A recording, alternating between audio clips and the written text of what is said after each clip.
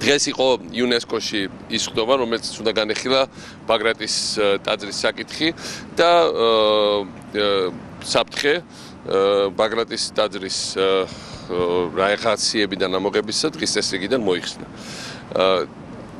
ჩვენ როგორც იცით, ამნებათა ხელვა გამოიწვია ამ საკითხმა, მაგრამ ჩვენი პოზიცია ამ საკითხზე არის ძალიან კონკრეტული. ჩვენთვის ძალიან მნიშვნელოვანია, რომ ბაგრატის ტაძარი აღდგეს, ეს მნიშვნელოვანია ქუთაისისთვის, თითოეული ქუთაისელი ამას ემხრობა.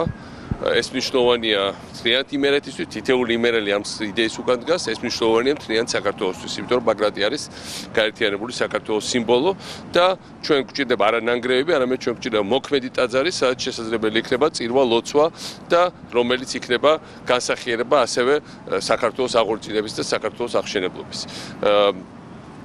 ჩვენ ვიქირავეთ ამ მიზნისთვის, ვთხოვეთ ამის გაკეთება სოფლიოში ყველაზე ცნობილ რესტავრატორს იტალიიდან. მან მოამზადა ყველა წესის დაცვით ძალიან მაგარი პროექტი ამ ტაძრის აღსადგენად და პრაქტიკულად დღეს ტაძრის აღდგენა თითქმის დამთავრებულია და პატარა დეტალები რომელიც დარჩა, ჩვენ მას აუცილებლად მივიყვანთ ბოლომდე, რა თქმა უნდა, ყველა იმის შენიშვნის გათვალისწინებით და რაღაც პრობლემის რაც შეიძლება თქვა საპატრიარქოს ქონდა, რა თქმა უნდა ჩვენ გვექნება ყველასთან ამ ასთა შეჯერება და უკვე მოახდინეთ კიდევაც და ყველაფერზე პრაქტიკულად როგორც მე ვნახე შევთანხმდით და ახლა ბოლო ბიუროკრატიული დაბრკოლებაც დღის წესრიგიდან მოხსნილია და ჩემი პოზიცია არის რომ ჩვენ ამ ტაძარს მივიყვანთ ბოლომდე.